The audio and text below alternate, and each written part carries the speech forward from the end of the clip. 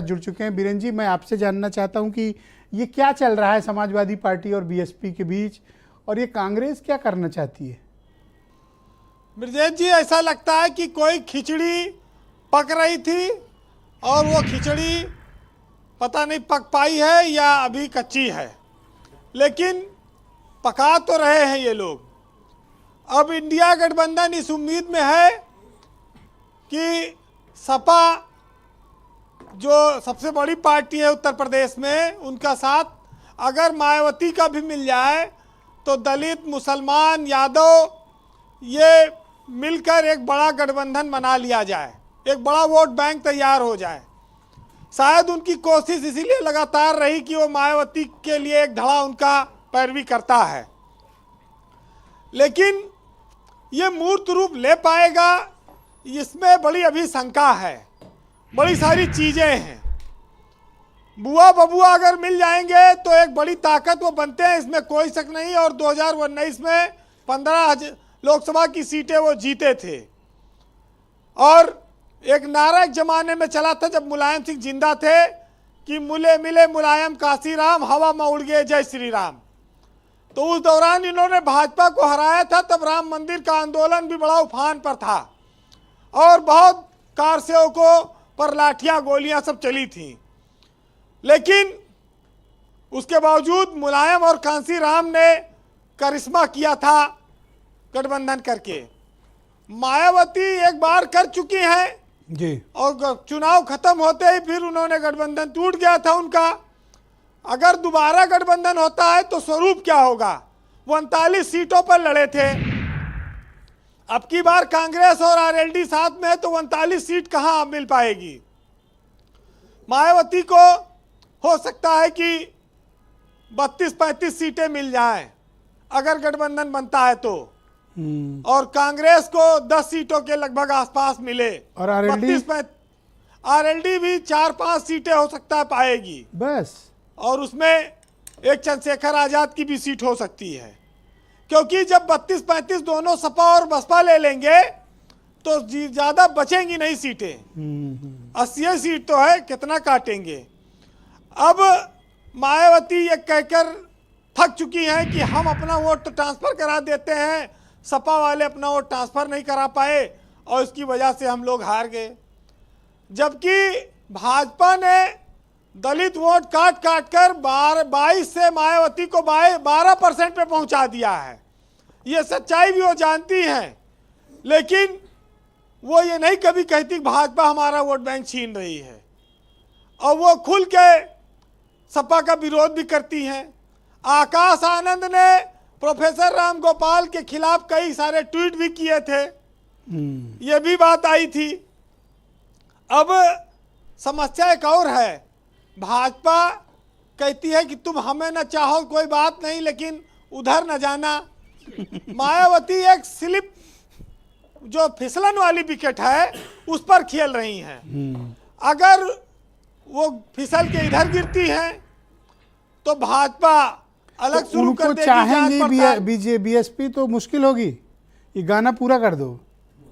हाँ, अगर बीएसपी सपा को चाहेगी तो उसके लिए ज्यादा मुश्किल होगी। वो कह रही है भाजपा हमसे गठबंधन करो न करो न करो, लेकिन तुम अकेले लड़ो।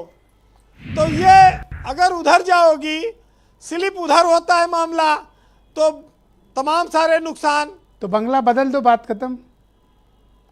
अभी देखिए, मायावती का तटस्थ होकर लड़ना ही बहुत सारे समाजवादी लोग भी कहते फायदेमंद है, क्योंकि मायावती का जहां हाथी रहेगा वहां तो बटन दबा देता है उनका कार्यकर्ता, जहां हाथी नहीं पाएगा वहां कमल के फूल पे चला जाएगा, ये भी कहने वाले लोग हैं।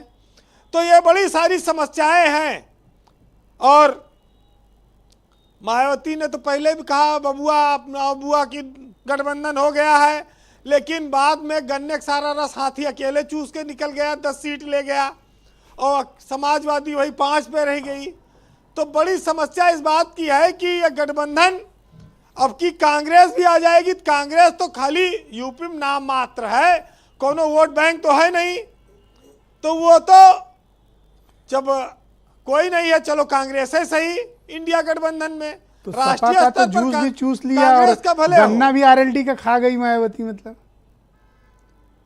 ब्रजेश जी, कांग्रेस अगर सपा और बसपा लड़ जाए आज, हाँ। तो ना कांग्रेस की जरूरत है ना किसी और पार्टी की जरूरत है, आरएलडी इनके साथ है।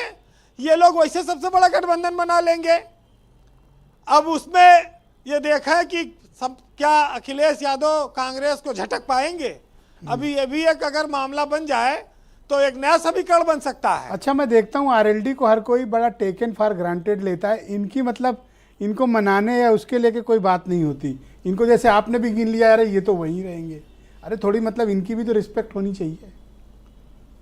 नहीं, आरएलडी भाई इतना खीर पकने के बाद भी खाई नहीं ना। हाँ, नहीं खीर खाई। पक तो अब जब खीर छोड़ दी तो खिचड़ी कहाँ खाएंगे। तो ये तो जयंत चौधरी ने अभी तक सपा का साथ दिया और उसके बदले में उनको राज्यसभा हाँ, मिली खीर तो हुई नहीं है। खाई, खीर नहीं खाई। ये हाँ, बात तो है। पकी पर भाजपा खाए नहीं। चुनाव बाद देखेगी, ऑपरेशन लोटस फिर चुनाव बाद चलेगा अगर कहीं कोई कमी रहेगी तो। वो हीरा ठाकुर देखिए- वाली खीर में जहर की आशंका थी, इसलिए नहीं खाई। देखिए, ये सियासत जो है ये सूर्यवंशम ना हो आवश्यकता जाए। की चीज है। जी एक वीरेंद्र जी, बुजुर्ग ने कहा है कंक्लूड करें। कि आज के समय में जो इज्जत होती है वो किसकी होती है। तो बुजुर्ग ने कहा कि इज्जत इंसान की नहीं होती है, जरूरत की होती है। अगर जरूरत खत्म तो इज्जत खत्म। तो आज जिसकी जरूरत है उसका इज्जत सम्मान होता है। बहरहाल एक नया समीकरण, एक जो नया माहौल बना है, वो राम के जो भक्ति आंदोलन से मुकाबला करने के लिए अगर मायावती आती है इस गठबंधन में, तो ये यूपी के इतिहास का सबसे बड़ा गठबंधन होगा और बहुत बड़ा वोट बैंक भी होगा। बीजेपी के लिए एक बड़ी चिंता भी हो सकती है। और बीजेपी सच मायने में तो सपा बसपा के गठबंधन से अंदर खाने डरती है, क्योंकि वो जानती इनका वोट बैंक बहुत बड़ा हो जाएगा। ये बात है। अब वो इसीलिए ये सब एकजुट नहीं हो पा रहे हैं।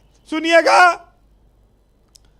कि जो ना देते थे जवाब उनके भी अब सलाम आने लगे, और वक्त बदला तो मेरे नीम पर भी आम आने लगे। और धर्म मजहब के नाम पर हमेशा लड़ रहे थे, लेकिन मुसीबत के वक्त अब एक दूसरे के काम आने लगे। और लगता है कि शहर में चुनाव होने वाले हैं, क्योंकि नेताओं की जुबान पर एक दूसरे के लिए दुआ सलाम आने लगे। बहुत शुक्रिया, बड़ी ऊंची बात कह देते हैं आप वीरेंद्र जी। केपी मलिक तो कई बार सोचते रह जाते हैं क्या ऊंची बात कही। बहुत शुक्रिया आपका वीरेंद्र जी हमारे साथ जुड़ने के लिए।